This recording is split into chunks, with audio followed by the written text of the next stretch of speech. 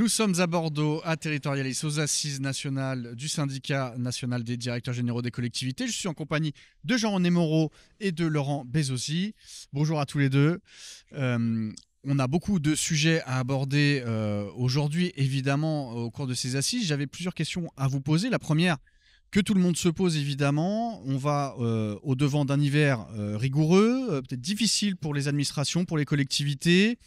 Quel est, selon vous, comment sentez-vous l'impact au niveau des services publics et des collectivités de cette crise de l'énergie?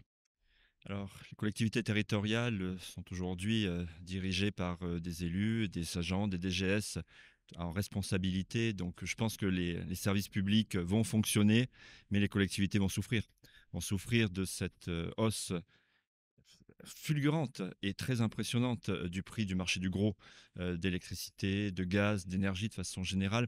Mais elles vont faire face, je l'espère en tout cas. Mais dans toute crise, hein, il y a c'est ce fameux kéros grec. C'est un moment opportun aussi pour se poser la question de la transition énergétique et de la sobriété énergétique à laquelle tôt ou tard, de toute façon, il aurait fallu qu'on réponde. C'est un enjeu majeur pour notre génération, c'est un enjeu majeur pour les générations qui viennent et les collectivités territoriales, au niveau hexagonal et au niveau plus planétaire, ont tout leur rôle à jouer à ce niveau-là. Donc finalement, d'une crise et d'un moment extrêmement difficile, et il faut absolument pas nier les difficultés au-devant desquelles nous allons. Parfois, le prix de l'énergie a été multiplié par 6 ou par 7. On parle donc de 600-700% d'augmentation pour les collectivités. Il va falloir qu'on amortisse cette augmentation avec les règles budgétaires qui sont les nôtres. Mais voilà, encore une fois, saisissons ce moment, hein, pour changer nos pratiques. Et je crois que la plupart des collectivités se sont engagées dans des plans de réduction énergétique. C'est le moment opportun pour changer nos pratiques. Des opportunités à saisir parmi les difficultés, mais donc un message positif. Alors, autre grand sujet, pas nouveau, mais toujours très prégnant, qui est celui de l'emploi, de l'attractivité du secteur public, des collectivités. Jean-René, quel est votre sentiment? On a fait beaucoup pour l'attractivité des collectivités. Quel est votre sentiment aujourd'hui sur l'état actuel sur cette question? Ouais, écoutez, là, simplement, ça rebondit un peu aussi sur ce qui était dit précédemment, quand on parlait tout à l'heure ce qui se passait. C'est vrai que, par exemple, il y a un idéogramme chinois qui dit que la crise, ça signifie à la fois danger, ça signifie opportunité. Je crois que dans le cadre de l'attractivité, il faut saisir les opportunités qui peuvent se produire. Alors, s'il y a aussi une crise aujourd'hui, qui est une crise de plus sur l'attractivité, qui existe un petit peu dans tous les métiers, elle existe aussi de façon très spécifique dans les collectivités territoriales. À mon avis, il y a plus quelques raisons à cela. Une qu'on connaît, mais qui, à mon avis, n'est pas l'essentiel. Il y a la question, effectivement, salariale de la juste rétribution des différents métiers qui sont exercés. Alors, c'est vrai que c'est très diversifié selon à quel métier appartient. Il y a des métiers, des cas de direction, on peut être payé un peu plus correctement, même si ça peut être davantage. Par contre, comme il y a des catégories B et des catégories C, parfois, les rémunérations sont insuffisantes et c'est pas attractif. Et alors qu'il y a un peu de la pénibilité qui est assortie à cela. Un autre élément qui me paraît important dans l'attractivité, c'est que les gens comprennent bien que quand ils rentrent dans une collectivité territoriale, si pour qu'il y ait attractivité, il faut qu'il y ait prise en considération des agents. Il y a un élément qui me paraît important, c'est qu'ils ressentent cette notion qui nous est chère, nous, à la Mutuelle nationale territoriale, c'est le mieux-être et le bien-être au travail, et donc d'avoir des dispositifs qui permettent de le faire. Donc il y en a de façon diverse, travailler sur les questions qui sont sur les risques musculo squelettiques, donc sur les postures, de travailler sur les risques psychosociaux qui touchent aussi les cadres des collectivités. Donc, le milieu ambiant dans lequel on est, les collectivités locales n'y sont pas étrangères et elles participent aux mêmes éléments que ça puisse se produire dans les entreprises privées. Et c'est vrai que là-dessus, l'attractivité, elle n'est pas toujours au rendez-vous, mais je crois que c'est pas seulement un problème de collectivité, c'en est un bien sûr, mais c'est un problème de société. Hein, je crois que les gens veulent aller davantage vers une qualité de vie au travail. Et ce n'est pas toujours ce qui se pratique, y compris dans les collectivités. En tout cas, c'est aussi beaucoup dans le ressenti. C'est pas toujours très rationnel ce qui est fait, mais comme cette question de l'attractivité est un problème qui est redondant, dont on parle énormément, parfois on fait des identifications qui ne sont pas forcément adaptées, mais qui sont malgré tout une réalité dans le vécu des gens, en tout cas sur l'idée qu'ils s'en font. J'avais une dernière question toute personnelle à vous à vous poser. Jean-René, Laurent, question autour de la transmission, puisque Laurent, vous reprenez les attributions qui étaient celles de Jean-René. Donc j'en profite de vous avoir tous les deux avec nous aujourd'hui. Jean-René d'abord et puis Laurent ensuite. Quelques mots là-dessus.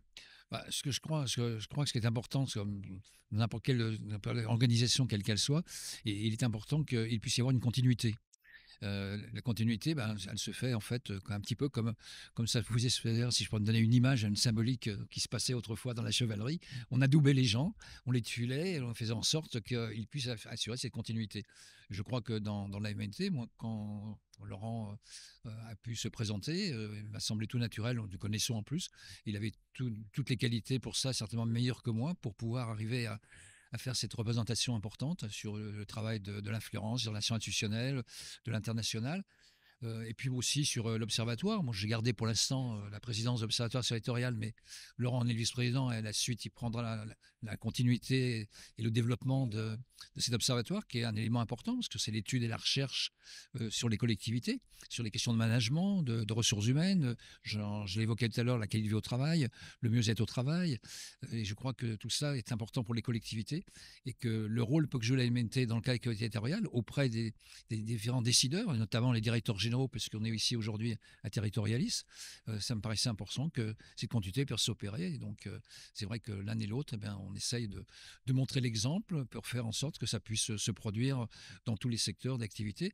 Et pour terminer, je dirais que ça devrait se faire d'ailleurs de façon beaucoup plus générale. Il y a un vrai problème qu'on ne sait pas bien faire en France, contrairement à ailleurs, on en parle beaucoup, c'est aussi les systèmes de tutorat. C'est vrai qu'on fait beaucoup de choses en binôme, mais c'est vrai de se transmettre, on ne le fait pas forcément d'un seul coup, on le fait petit à petit avec les expériences, les échanges qu'on peut faire. Et c'est vrai que cette espèce de tutorat entre les plus anciens et puis les plus jeunes me paraît quelque chose d'important qu'on ne développe pas suffisamment. Laurent, quelques mots également hein, sur cette transmission. Moi, j'ai beaucoup de chance. D'abord, c'est pas tout le monde qui arrive à prendre un tel poste dans une telle structure, hein. La MNT, c'est 1 million de contrats, c'est plus de 1000 collaborateurs, c'est la première mutuelle du monde territorial. Et avoir un tuteur et pouvoir succéder à Jean-René avec quelqu'un qui est présent. Jean-René, je crois, est un enseignant, hein, donc c'est un passeur. C'est un passeur de savoir, c'est un passeur d'expérience, et pouvoir en bénéficier, c'est quelque chose d'extrêmement précieux dans un monde où il a dit, c'est vrai que cette transmission n'est pas forcément développée partout. Hein. Quand vous regardez le monde politique, c'est peu développé, mais dans le monde des affaires non plus, c'est assez rare, et donc ça en devient extrêmement précieux. Moi, je suis très heureux parce que, encore une fois, la tâche est lourde, et pouvoir avoir Jean-René à mes côtés, eh bien, ça m'aide, bien sûr, ça m'évite de tomber dans certains pièges, et puis je peux capitaliser en fait sur tout ce qu'il a construit, lui et l'équipe à laquelle il appartenait, qui aujourd'hui sont les retraités de la mutualité, puisque la mutualité impose à 70 ans on ne peut plus avoir des responsabilités à partir de cet âge-là. Et voilà, donc moi je pense qu'on construit rien en partant de rien, mais on construit en ayant un socle. Et moi, pour ce qui me concerne, j'ai un socle extrêmement solide. Merci à tous les deux. Et, on termine sur ce message positif. Merci beaucoup et à très bientôt. Bientôt, merci.